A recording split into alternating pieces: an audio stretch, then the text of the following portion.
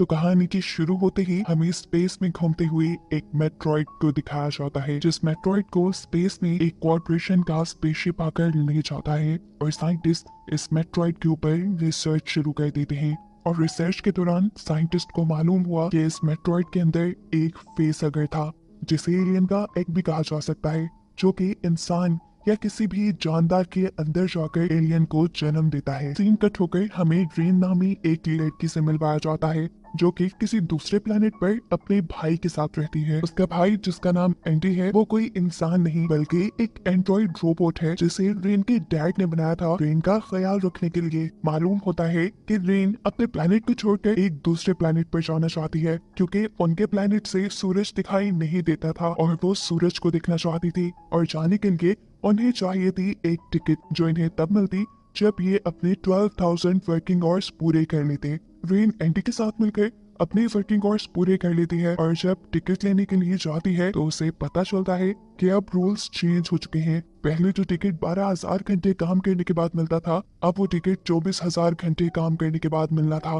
Rain भी सुनकर दुखी हो गई, क्योंकि वो हर सूरत दूसरे प्लेनेट पर जाना चाहती थी। फिर वो अब अपनी दोस्त के घर जाती है, जहाँ उसका दोस्त, जिसका नाम टाइलर है, वो उसे बताता है कि उसने स्पेस में एक टूटे हुए स्पेसशिप को देखा है, जिस स्पेसशिप के अंदर बहुत सारे ड्राईपोर्ट चैम्बर हैं, जिनके जरिए वो बहुत ही आसानी से किसी दूसरे प्लेनेट पर जा सकते हैं। इस तरह दूसरे प्लेनेट पर जाने के लिए उन्हें किसी टिकट की भी जरूरत नहीं पड़ेगी। लेकिन एक प्रॉब्लम थी, इन सारे चैम्बर्स को खोलने के लिए उनको एक रोबोट की जरूरत थी। ये सब लोग मिलकर ड्रीम से रिक्वेस्ट करते हैं, अगर तुम हमारी मदद करो तो हम सब यहाँ से निकल सकते हैं, बस हमें तुम्हारे रोबोट एंडी की जरूरत है। मैं वादा करता हूँ उसे कोई नुकसान नहीं होगा। अब क्योंकि ड्रीम भी जानती थी कि इस प्लेनेट को छोड़ने का इससे अच्छा कोई और रास्ता नहीं है, इसलिए वो बाकी सबकी मदद को मान जाती है। तो फिर बस ये लोग एक प्लान बनाते हैं और अपने स्पेसक्राफ्ट में बैठकर स्पेस की तरफ निकल जाते हैं। स्पेस में जाने के बाद इन्हें पता चलता है कि जिस स्पेस स्टेशन के पीछे ये लोग जा रहे थे उसके दो पार्ट्स थे, एक का नाम रेमस था और दूसरे का नाम रेमुलस। और सबसे बुरी बात ये थी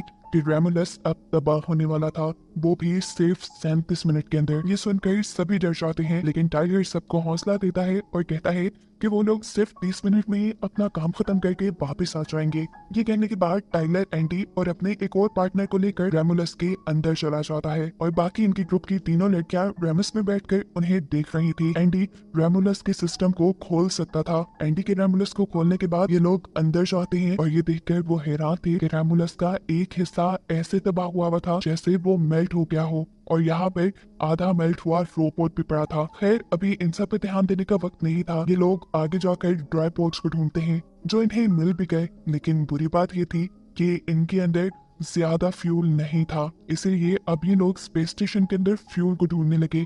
सभी ड्राई पोर्ट्स में सिर्फ 3 साल के लिए फ्यूल था और इन्हें दूसरे प्लेनेट पर जाने के लिए 9 साल के लिए फ्यूल चाहिए था। फ्यूल को ढूंढते ढूंढते ये तीनों एक ऐसे चैम्बर में आ गए जहाँ पर एलियन के एग्स के लिए फेस हगर्स को फ्रीज करके रखा गया था। ये फेस हगर्स इंसानों के मुंह के साथ चिपक जाते थे और फिर इंसानों के जरिए एलियंस पैदा होते थे। ये देखकर ये सब लोग डर जाते हैं और यहाँ से बाहर निकलने की कोशिश करते हैं, लेकिन अफसोस कि अब इस चैम्बर का दरवाजा बंद हो चुका है। और इससे भी बड़ी मुसीबत की कि इस चैम्बर का टेम्परेचर वक्त के साथ साथ बढ़ता जा रहा है। एंडी इस दरवाजे को इसलिए खोल नहीं पा रहा क्योंकि उसकी टेक्नोलॉजी पुरानी है, साथ ही उसके पास इस स्पेस स्टेशन के सिक्योरिटी कोड्स भी नहीं है। ये सब कुछ इनकी बाकी तीनों पार्टनर भी रेमस में इन स्पेसशिप के दूसरे पार्ट में बैठकर देख रही थी। इनको मुसीबत में देखकर वो इनकी मदद के लिए रेमुलस के अंदर आ जाती है। यहाँ आकर उनका भी सामना सबसे पहले उस आधे मेल्ट हुए रोबोट से होता है। इसे देखकर रीन को एक आइडिया आया, क्योंकि ये इसी स्पेसशिप का रोबोट था,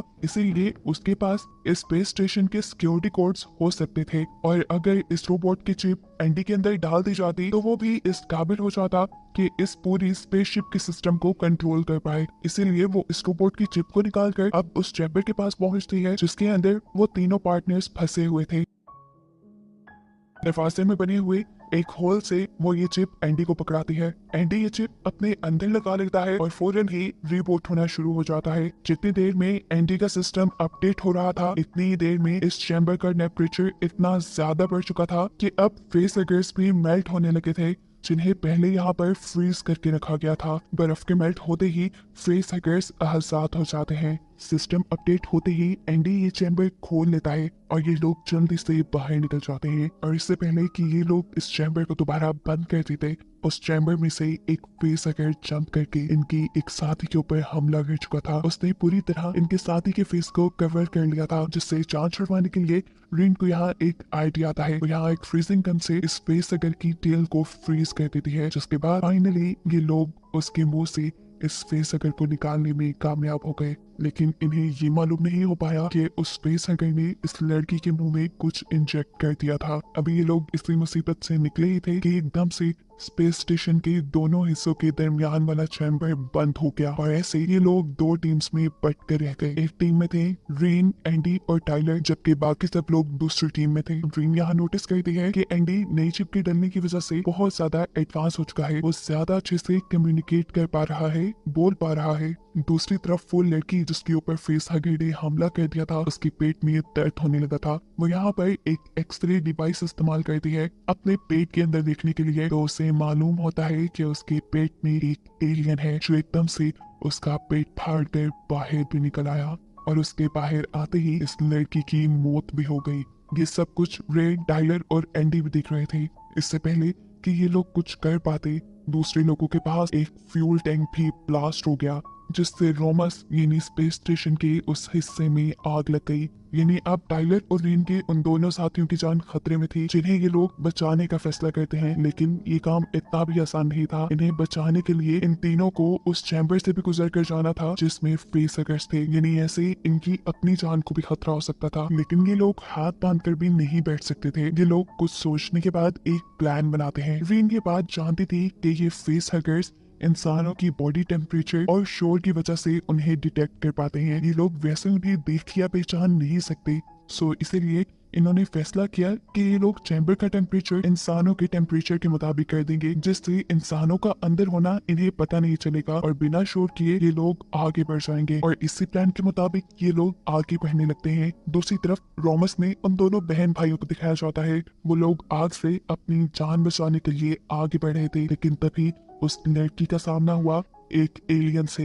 ये वही एलियन था जो मरने वाली लड़की के पेट से निकला था और कुछ ही देर में वो इतना बड़ा हो चुका था। इससे पहले कि वो उस लड़की को डिटेक्ट करके उसे मार देता, एकदम से उस लड़की के पीछे उसका भाई आ जाता है और उसके मुंह पे हाथ रख देता है ताकि ये लड़की कोई शोर ना करे। और फिर उसका भाई अपने एक वेपन को एलियन के पेट में घुसा देता है। इसका मतलब था कि एलियन अब मर गया, लेकिन हकीकत ये नहीं थी। यहाँ एलियन ने इन्हें मैनिपुलेट करने के लिए सिर्फ मरने की एक्टिंग की थी। वो अभी जिंदा था और अपना बदला लेने के लिए वो इस लड़के के ऊपर अपना बहुत सारा एसिड गिरा देता है, जिससे ये लड़का अपनी बहन की आंखों के सामने ही जलकर मर गया।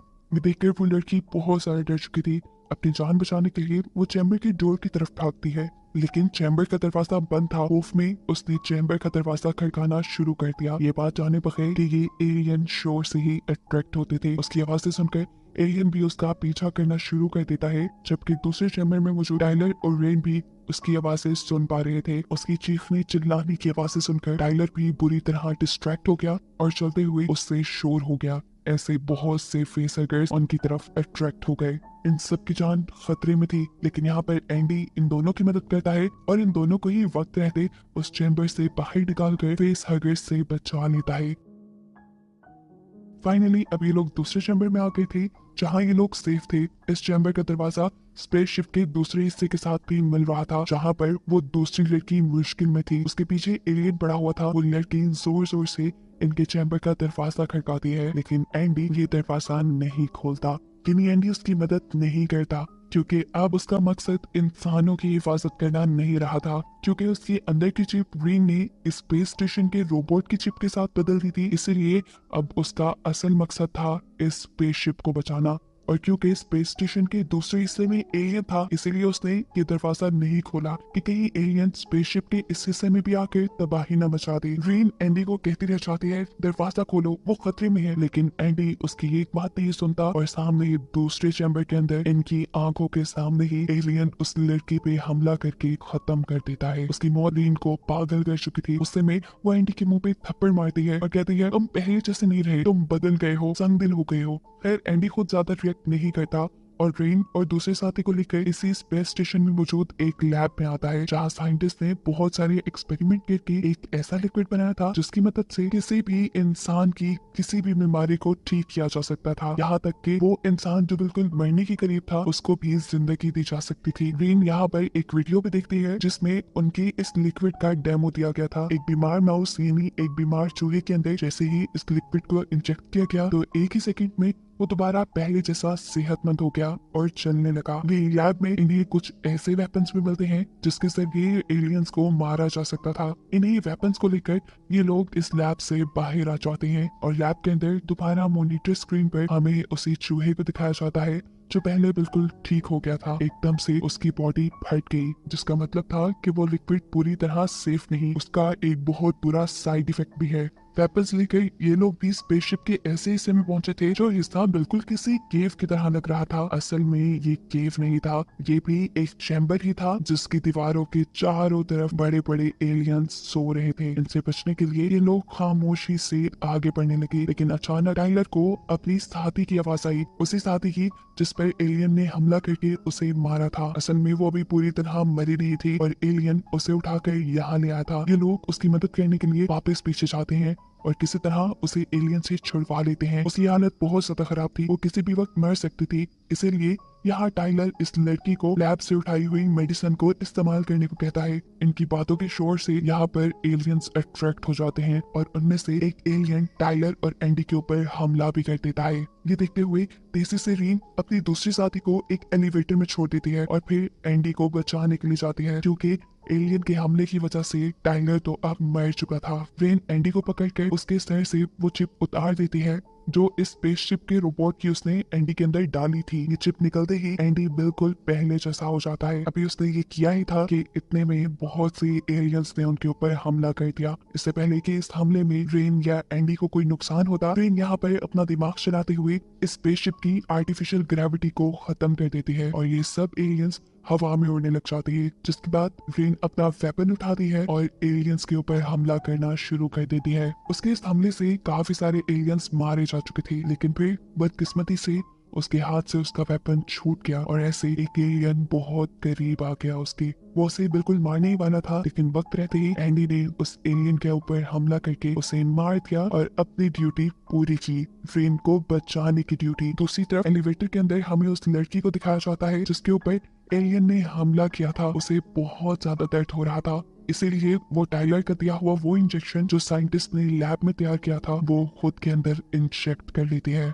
इसके लगाते ही उसकी हालत काफी ठीक हो गई। इतने में ही यहाँ पर ग्रीन और एंडी भी आ जाते हैं। अब रेमुलस यानी स्पेस स्टेशन के इस हिस्से के तबाह होने में सिर्फ 7 मिनट रह गए थे। बिना वक्त जाया किए ग्रीन एंडी और उसकी लड़की को लेकर ड्राई पॉड्स की तरफ जाते हैं और जल्दी से उन दोनों को ड्राई पॉड्स में लिटाकर खुद भी वो ड्राई पॉड में लेटने ही वाली थी, लेकिन तभी उसने अपनी साथी की चीखें सुनी। उसने अपनी साथी का ट्राइपॉड खोल दिया और हमें देखने को मिला कि उस लड़की के पास एक अजीब सी क्रिएचर पैदा हुई। रिन जल्दी से इसे उठाकर तबाह करने ही वाली थी, लेकिन तभी स्पेसशिप के अलार्म बजने लगे, जिसका मतलब था कि अब कुछ ही देर में रोमुलस यानी स्पेस स्टेशन का ये हिस्सा तबाह हो जाएगा। अपनी जान बचाने के लिए रेन स्पेस स्टेशन के कंट्रोल पैनल तक जाती है और वहाँ कुछ चेंजेस करती है ताकि इस स्पेस के तबाह होने में थोड़ा वक्त और लग जाए, इन्हें यहाँ से बचकर जाने में थोड़ा वक्त और मिल जाए। अभी वो ये सब करके वापस से लौटी तो उसने देखा कि वो क्रिएचर जो अभी उसकी साथी ने पैदा किया था, यानी वो एलियन, वो बहुत बड़ा हो चुका था और उसकी साथी पे ही हमला कर रहा था। रेन जल्दी से उसके ऊपर हमला करती है और फौरन खुद पीछे की तरफ जाकर एक स्पेस सूट पहन लेती है। स्पेस सूट पहनकर उसने अपने आप को स्पेसशिप के साथ बांध लिया और जैसे ही उसने देखा कि एलियन उसके ऊपर हमला करने वाला है तो उसने खुद स्पेस स्टेशन के अंदर से जंप कर दी। एलियन ने भी उसके ऊपर हमला करने के लिए स्पेस में जंप की तो वो स्पेस में ही फंस गया और क्योंकि खुद रेन ने स्पेस सूट पहन रखा था, उसकी मदद से वो स्पेस स्टेशन के अंदर वापस आ गई, जिसका मतलब था कि अब रेन और एंडी ही जिंदा बच पाए थे। एंडी को उसने पहले ही ट्राइपॉड में लिटा दिया था और अब वो खुद भी ट्राइपॉड में लेट जाती है और फाइनली ये दोनों निकल जाते हैं एक दूसरे प्लेनेट के लिए, जिन्हें दिखाते हुए ये कहानी यहाँ खत्म हो जाती है।